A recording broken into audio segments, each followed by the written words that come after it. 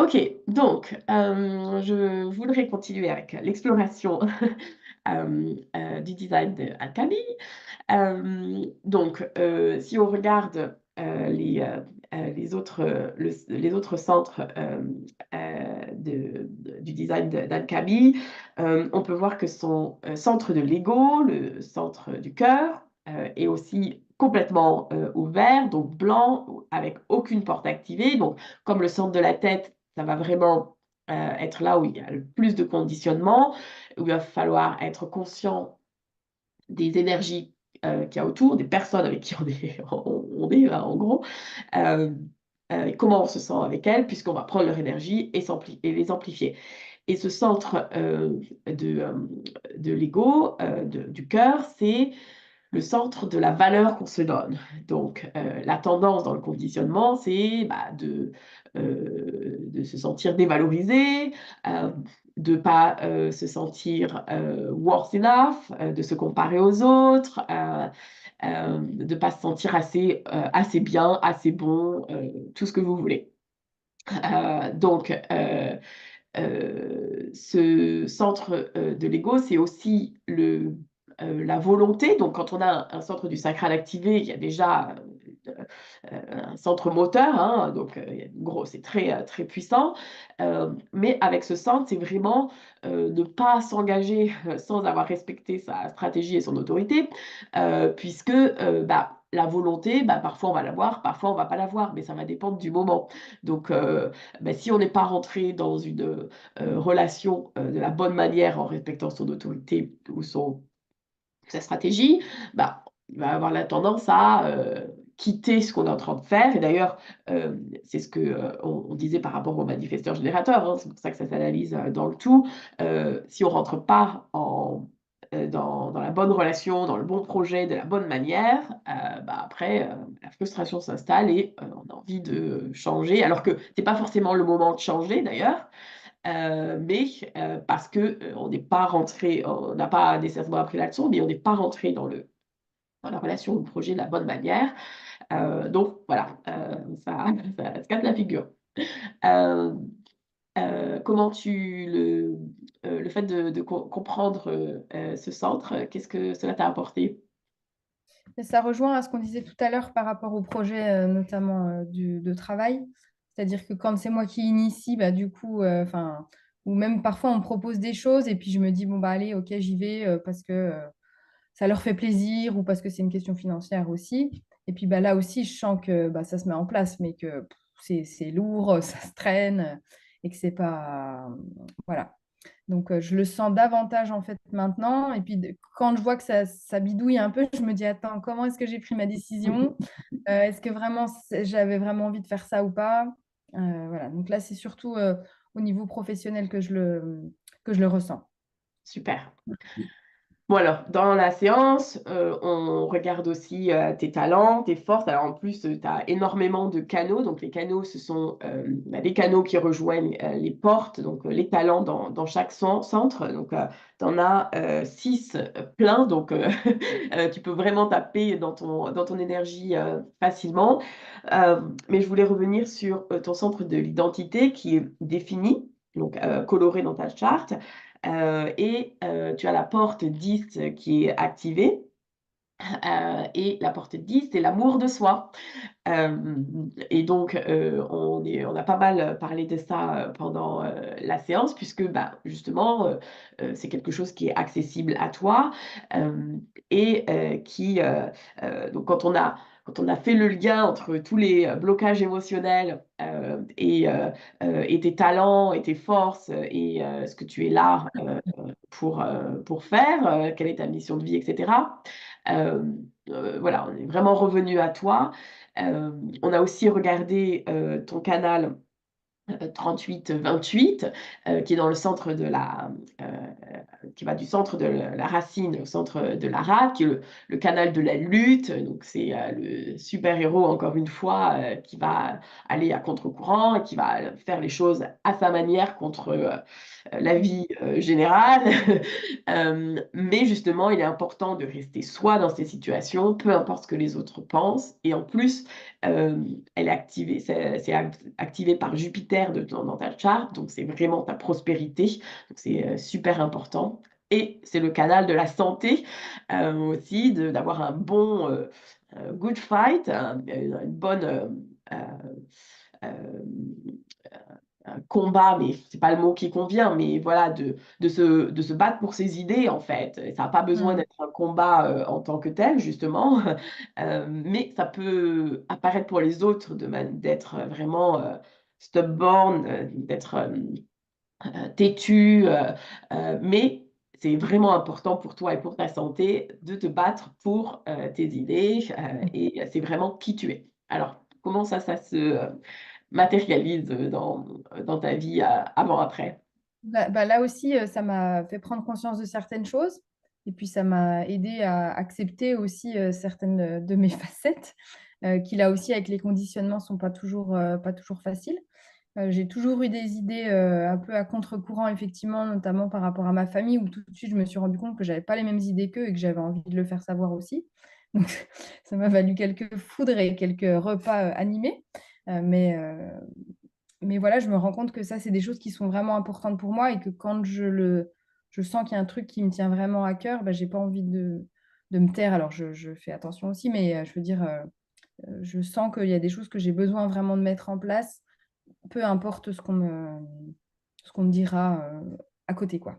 D'ailleurs, la porte 38, donc la porte du combattant, du fighter, est dans le centre de Racine. Donc, le centre de Racine, c'est vraiment identifier les autorités, les personnes qui ont toujours de l'autorité sur nous, et c'est les relations familiales, en gros, qu'on regarde. Mm. Euh, voilà, tout était lié dans, dans ta charte.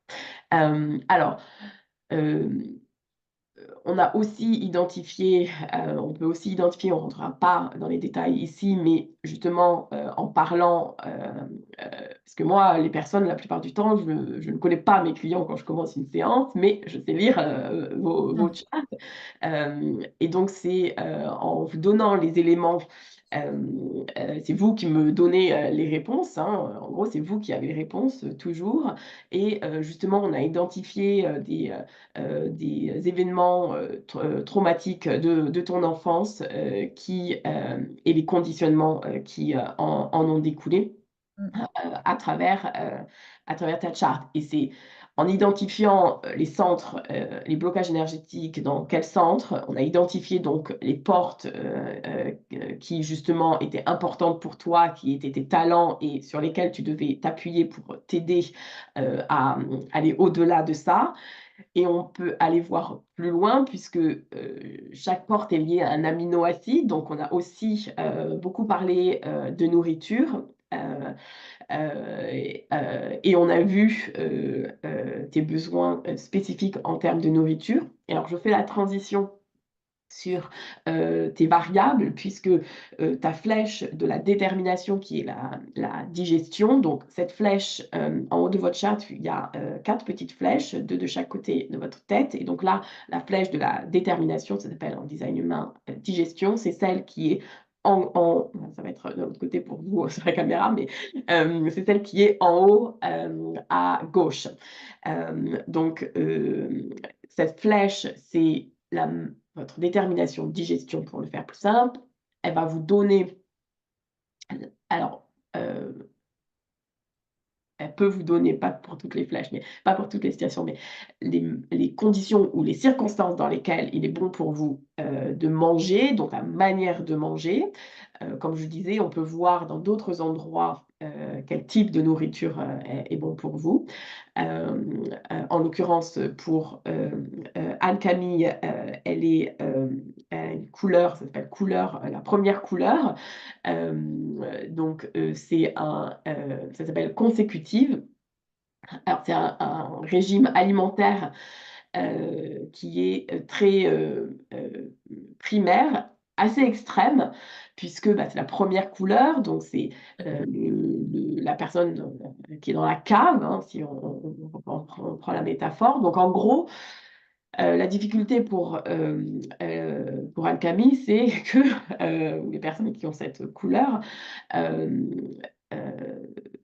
il y a presque nulle part où elle va pouvoir manger de manière consécutive. Alors, qu'est-ce que ça veut dire? Ça veut dire que elle a un système digestif qui est fort, mais très simple, et qu'elle va devoir manger parce que euh, elle va devoir manger des choses séparément, de manière consécutive. Donc, pas mélangé. C'est pas une grosse salade niçoise, ça va être tous les éléments séparés. Alors, le fondateur du Human Design va même dans les extrêmes, puisqu'il parle de séparer le sel des aliments. Bon, vous comprenez bien que c'est quand même une situation assez extrême, mais en fait, derrière, c'est du déconditionnement dont on parle. Donc, comme c'est un système digestif très simple, il faut vraiment des aliments aussi très simples, très naturels, euh, limite crus. Vous savez, c'est le chasseur qui va dans sa cave, il a un besoin, il va chercher la viande, il va euh, cueillir les fruits. Voilà, c'est vraiment extrêmement simple. Ça veut dire qu'il n'y a pas énormément, il n'y a pas d'épices, il y a pas tout ça, et toute la processed food, la nourriture industrielle est clairement à bannir. Alors, comment tu as vécu, parce que on en a énormément parlé, est-ce que tu peux partager ton expérience? Ouais. Alors, bah oui, c'est vrai que ça m'avait un peu interpellée parce que déjà, donc avec le diabète de type 1 et puis l'intolérance au gluten, déjà, mon alimentation, elle n'est pas forcément facile, en tout cas à l'extérieur. À la maison, j'ai trouvé un rythme, mais à l'extérieur, c'est toujours un peu compliqué. Là, je me suis dit, mon Dieu, j'ai encore un truc à rajouter ou à modifier ou à... Voilà. Et puis, le fait est, c'est qu'on en avait parlé en même temps de cette séance. Enfin, voilà, je suis tombée sur un livre qui parlait beaucoup du sucre et de l'alimentation. Tombé. Et voilà, c'est ça. Euh, et J'adore. où elle expliquait justement bah, que c'était bien de manger d'une certaine façon, qu'on pouvait tout manger, mais avec un ordre particulier, et donc manger de façon séparément. Et voilà. Enfin, et voilà. Commencer par les fibres, par exemple, les protéines, et puis vraiment en dernier lieu, les féculents s'il y en a. Ou, voilà. Donc du coup, ben, ça se passe plutôt pas mal. Alors, pas tous les repas, hein, parce qu'il y a des fois, voilà, des fois où j'y pense pas, ou tout ça.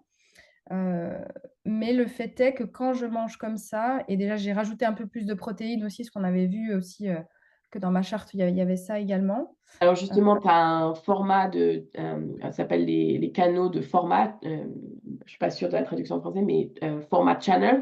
Donc, et tu as seulement les protéines. Donc, c'est vraiment ce qu'il te faut pour ton régime alimentaire. En fait, ça veut dire qu'il ne faut pas avoir d'autres choses, évidemment, mais c'est vraiment, vraiment essentiel. On a vu avec les aminoacides dans les centres et les portes où il y avait des blocages émotionnels que c'était aussi des protéines qu'il te fallait. Euh, donc, oui, c'était très clair. Voilà, donc du coup, bah, tout ça, ça a fait que j'ai changé quand même des choses, mais ça s'est fait très simplement, alors que je m'en faisais un peu une montagne en me disant, ah là, va falloir encore changer et tout ça, tout ça. Et puis j'ai cette détermination-là où quand je me dis que ça va être bon pour moi, bah, de toute façon, j'y vais. Donc voilà, il y avait plus trop de... j'avais plus trop de questions à me poser, ça devait être le bon moment aussi. Bon. Et ce qui fait que... Alors, j'ai pas l'impression que ma digestion a vraiment changé, parce que j'avais jamais trop de problèmes de digestion. En revanche, j'ai beaucoup moins faim.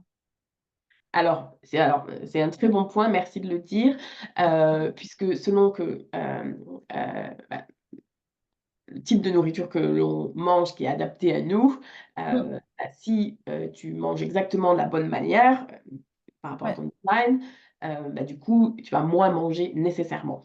Euh, ouais. Tu vas manger ce dont tu as besoin. Ouais, Ça, c'est ça, j'ai plus cette impression de satiété et de moins de... Alors, je grignotais déjà pas beaucoup, mais voilà, je suis assez gourmande aussi, donc des fois, j'avais des trucs un peu qui m'appelaient. Alors, ça m'arrive toujours, hein, mais... on est euh, humain. On est là pour faire cette expérience Ouais, non, humaine. mais voilà. Mais je sens quand même qu'il y a voilà, une différence dans ma façon de manger aussi, que je mange plus lentement, du coup. Ah, Et puis que, ouais, c'est différent. Et je me sens certainement mieux aussi du fait que j'ai moins faim. Et tout ça fait que ça a beaucoup équilibré mes glycémies aussi. voilà, super, j'allais te poser la question. Ça se senti, J'en notamment. suis ravie. Mm. Ouais. Alors d'ailleurs, tu as soulevé un petit point, tu disais que tu mangeais déjà pas énormément entre les repas, mais justement, toi, ta flèche de la digestion, tu vraiment vers la gauche, donc tu as vraiment besoin des 3 repas par jour, et pas de grignotage, entre les repas. Alors qu'il y a des gens qui justement vont avoir besoin de manger des petites quantités, tout au long de la journée, et ce qui est, un petit peu plus difficile pour eux parce que alors là: «Mais arrête de manger tout le temps, pourquoi tu manges encore? Oh là là!» Bon voilà, il y a énormément de conditionnement derrière, la nourriture. Et alors aussi, c'est donc stratégie, autorité, super important, mais justement le PHS, le Primary Health System, est super important, bah, justement quand on a des maux, MAUX, des maladies, puisque, c'est aussi donc bah, c'est se nourrir évidemment, son corps, c'est l'énergie que vous mettez dans votre corps, mais ça représente aussi votre cerveau. Donc, c'est aussi votre cerveau que vous nourrissez. Et donc, bah, on sait très bien que tout est lié. Donc, si vous nourrissez pas votre cerveau correctement, bah, le reste ne peut pas suivre. Donc, je ne suis pas du tout étonnée que ta glycémie soit bien plus régulée si tu suis ton design, en fait. Donc, c'est super, Mm. vraiment génial. Alors, après, on parlait aussi on avait parlé de ton environnement vallée. Mm. Donc la vallée, c'est assez gossipy d'ailleurs. Elle aime bien parler, c'est où il y a des échanges, des interactions. C'est, aller en terrasse d'un café et puis, voir les gens qui passent, voilà. Et toi, tu l'as sur la droite, donc ça veut dire que tu as besoin d'être dans un environnement, passif ou c'est vraiment, de manière, tu es relaxé dans ton environnement. Est-ce que ça a changé, quelque chose de connaître, ça? En le liant aussi avec, ton profil 2 de ermite. Parfois, on est là: «Oh là là, comment je sur tous mes besoins?» Oui, bah, après, donc moi je suis dans le Jura et je suis dans un milieu quand même assez rural et on a une maison, voilà, qui est plutôt tranquille dans un village. Mais malgré tout, on est dans une rue où il y a quand même beaucoup de passages et tout ça. Donc, moi, ça m'a plutôt confortée dans j'étais dans le bon environnement, entre guillemets, quoi. C'est-à-dire que je peux à la fois être, reculée, dans ma petite maison et puis à la fois quand on va dehors, bah, il y a souvent les voisins dehors, il y a du passage, il y a des enfants pas mal qui jouent dehors et tout ça. Donc, pour moi ça c'était, Parce que ça va vraiment te permettre de voir ce que tu as besoin de voir, d'attirer ce que tu as besoin d'attirer, d'être, plus efficace, et de vraiment réaliser, ta mission de vie. Alors, c'est aussi des choses qu'il faut prendre en compte, pour l'aspect, professionnel. Alors, on a aussi, regardé, côté professionnel, bah, ce qui était bon pour toi, plus d'être, en autonomie ou dans les communautés, quel type,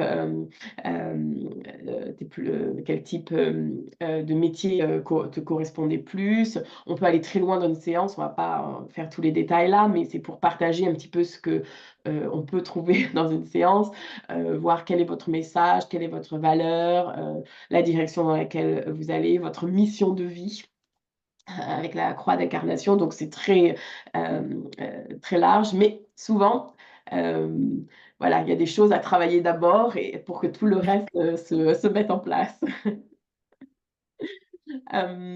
Comment cela t'a aidé par rapport à l'aspect plus, professionnel? Je sais que tu es encore en cours, mais tu as fait énormément de travail, sur toi, ces derniers mois, donc chaque chose en son temps aussi. c'est ça. Bah, déjà ça m'a rassurée aussi, en fait je crois que la séance m'a beaucoup rassurée en me disant, bah, j'étais quand même sur le bon chemin et que j'avais senti quand même pas mal de choses. Voilà, sur le fait de travailler toute seule, que c'était ça aussi qui me convenait, de travailler parfois avec des gens, mais pas tout le temps. Et puis je le sens aussi, au quotidien dans les choix que j'ai faits, auparavant. Et puis de me dire que, il y a 6 ans, j'ai arrêté un travail administratif où là, j'étais tout le temps avec du monde, sans cesse, sans cesse, sans cesse et que ça m'épuisait. Et quand j'ai décidé de changer pour le yoga, ben, déjà, j'étais dans un autre environnement, mais ça m'a permis d'avoir ces temps, bah, où je suis toute seule, où je décide aussi de comment j'ai envie de travailler avec, les horaires que je veux et tout ça. Et d'aller, vers des projets qui m'animent en fait, qui me font vibrer, voilà, plutôt là-dessus. Donc voilà, effectivement, c'est toujours en cours, mais je crois que ça sera toujours en cours aussi. Il y a des chances. Voilà. Mais ça m'a conforté dans mes choix en fait de travailler déjà voilà, seule depuis la maison pour pouvoir aussi euh, voilà, m'organiser un petit peu comme j'avais envie, quoi. Super. Alors, je voulais aussi échanger sur plusieurs discussions qu'on a eues sur et maintenant quoi, en gros, après une séance. OK, maintenant, qu'est-ce qui se passe? Qu'est-ce qu'on fait? Est-ce que tu veux partager les interrogations que tu avais il y a quelques temps? Ouais, bah, c'était surtout par rapport à la santé, du coup, par rapport au diabète où, bah, OK, j'ai pris conscience de là où ça pouvait coincer, qu'est-ce qu'il fallait que je fasse entre guillemets, enfin sur les points sur lesquels il fallait que je réfléchisse peut-être ou que je me défasse de certaines choses. Hem, mais après je me suis dit: «Bah, OK, qu'est-ce que j'en fais de toutes ces infos et comment ça va se passer en fait?»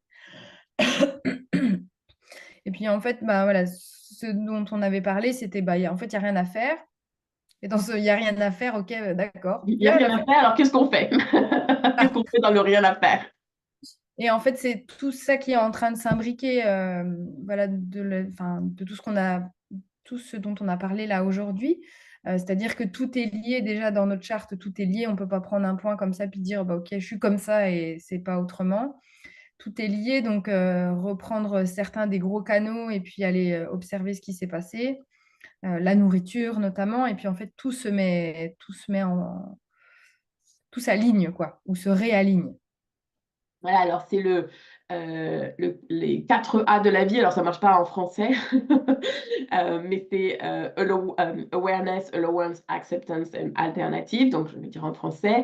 Donc c'est les prises de conscience sur, la situation, sur Ouais, l'émotion, hem, le autoriser, heu, d'avoir créé ça, et que c'était comme ça, que ça devait être comme ça, et qu'il y a pas de culpabilité à avoir. De l'accepter, mais alors pleinement pour se dire: «OK, il y avait cette situation, c'est vraiment pour moi et pas contre moi.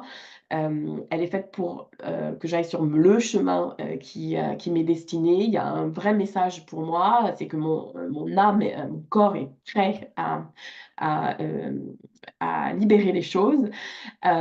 Pour que toutes les alternatives, alors les alternatives, de choix, parce que les situations vont se présenter, pour que vous, puissiez, vous repositionner, recalibrer votre vie, hem, sans aucun jugement et toutes les possibilités vont, s'ouvrir et bah, on l'a vu, pendant cet échange, les choses, viennent, les choses changent, les choses s'améliorent. Alors, tu mets en place des actions, hein, évidemment. Heu, mais alors tu avais, une question, enfin pas une question, mais une observation de te dire que, je vais te laisser la partager, que finalement, c'est un autre angle de mmh, prise de conscience. ouais, c'est ça. Ce que je partageais, c'est que, on sort de la culpabilité, de se dire: «Ben, OK, j'ai vécu ça, je l'ai créé» et il y a ce truc de quand on a une maladie, un mot quel qu'il soit, on se dit: «Ben, ouais, c'est moi qui l'ai créé». Puis le diabète, c'est une maladie auto-immune. Alors je me suis bien bourré le crâne en me disant, bah, que c'était de ma faute et que c'est moi qui avais tout fait et tout ça. Hem Déjà, voilà, de se dire, bah, OK, c'était peut-être là à un moment donné pour quelque chose. Effectivement, bah, je me suis aussi rendu compte, sur le papier que, ben, grâce au «diabète» entre guillemets, je me suis mise au yoga et que c'est pas arrivé pour rien, certainement dans ma vie, avec tout ce qui en est découlé, ensuite. Et puis de là, pour le coup, d'arrêter dans cette lutte aussi. Parce que moi, j'étais plutôt dans le truc, bah, OK, je suis malade, mais je vais tout faire pour y arriver, ça va bien marcher, là, là, là. Et je trouve que là, maintenant, il y a plus d'acceptation, justement, et de me dire, bah, OK, c'est comme ça, je laisse aller. Il y a des jours où ça va aller, des jours où ça va moins aller, et puis c'est OK. Il y a plus de fluidité, du coup, et de se dire, bah, que là aussi, il y a rien à faire et que j'ai pas, 50 000 protocoles à faire, enfin, que c'est facile aussi, quoi. Et que ça ouvre la porte à ce qu'un jour, soit ça disparaisse, ou en tout cas, ça sera autrement. C'est ça, c'est beau. Et vraiment, vraiment, vraiment contente pour toi. Euh, Tu as vraiment travaillé dur sur tout ça, mais effectivement, comme tu dis, ça n'a pas besoin d'être dur quand on est dans le flow de son design, justement, Ouais, euh, et que tout est là, et que tout est là pour nous, et qu'il y a les éléments, que ce soit à travers la nourriture, l'environnement, les talents, tes forces, faire ouais. de tes vulnérabilités tes forces, puisque tu vois, bah, ton empathie avec les gens, c'est aussi quelque chose que tu portes. Donc, voilà, c'est vraiment euh, se dire que tout est là pour une bonne raison, remercier son corps, de lâcher. Alors, on a eu une grande discussion à ce propos, c'est que oui, on crée tout ça, mais la prise de conscience fait que le corps va pouvoir le relâcher. Et c'est pas Ouais. contre nous, c'est pour nous, et qu'effectivement, il n'y a aucun jugement, euh, aucune culpabilité à avoir. Donc, c'est vraiment super. Oui, c'est ça. Ouais. Je suis ravie pour C'est toi. vraiment cette idée de culpabilité pour moi que j'ai plus, en fait, du coup, et c'est beaucoup plus léger, quoi, du coup. Super. Et ça aussi, c'est vraiment quelque chose que je pouvais conseiller aux gens et que j'avais beaucoup de mal à m'appliquer à moi. J'en avais conscience en me disant, bah, ok, mais c'était pas encore arrivé, c'était pas encore intégré. Et tu m'avais conseillé plusieurs fois de parler à mon corps et tout ça. Donc c'est un peu, voilà, je suis quand même je travaille avec mon corps, mais voilà, comme on dit, hein, les cordonniers les plus mal chaussés, je crois que vraiment ça se Ah, vérifie. Euh, et puis je me suis donné un peu pas comme mission, mais que tous les soirs avant de me coucher, ben, j'ai des gratitudes déjà diverses et variées, et aussi avec mon corps. yeah, Et super. j'ai vraiment mis ça en place, et ça me fait du bien aussi. Ouais, c'est notre super véhicule, hein, donc il faut vraiment, vraiment l'honorer. Ouais, c'est ça. Euh, Mm. Et en fait, il y a selon les préférences de chacun, parce que, voilà, moi je vous donne les outils, après c'est vous qui choisissez, ce qui vous convient à travers la nourriture, à travers des huiles essentielles, puisque, chaque, chaque blocage émotionnel, chaque centre énergétique peut être, accompagné avec des huiles essentielles, avec, donc de la nourriture, avec, des pierres, avec des herbes, avec des couleurs. Voilà, donc je vous offre un panel large et ensuite chacun fait avec ses propres préférences, ses propres envies. Et encore une fois, pas de culpabilité. Un jour ce sera ça, un autre ce sera une autre chose et c'est OK parce que c'est exactement ce qui doit se passer. Donc c'est super. Alors, si tu avais quelque chose à dire aux personnes qui nous écoutent, qui hésitent à se lancer dans le monde merveilleux du design humain, qu'est-ce que ce serait? Euh, je crois qu'il faut y aller sans appréhension déjà. Euh, enfin, c'est juste, c'est une découverte de soi sous un autre angle. Je trouve que c'est super parce que ça reprend beaucoup de choses, enfin beaucoup de systèmes qui sont mis ensemble, et c'est ça qui en fait la force aussi. Je crois que c'est pas juste un prisme d'un côté, et que c'est multidimensionnel, c'est dans toutes nos couches aussi. Et comme tu dis, tu nous donnes aussi beaucoup d'outils, de petites techniques à mettre en place et tout ça, et qu'on peut venir piocher dedans de temps en temps. Voilà, moi, je relis régulièrement mes notes où je repense à un truc et je me dis, ah tiens, est-ce que je peux pas faire ci ou ça? Et voilà. Super. Bon, ben, vraiment merci d'avoir partagé ton expérience. Je suis certaine que ça va aider plein de gens. Donc, si vous avez des questions, vous n'hésitez pas.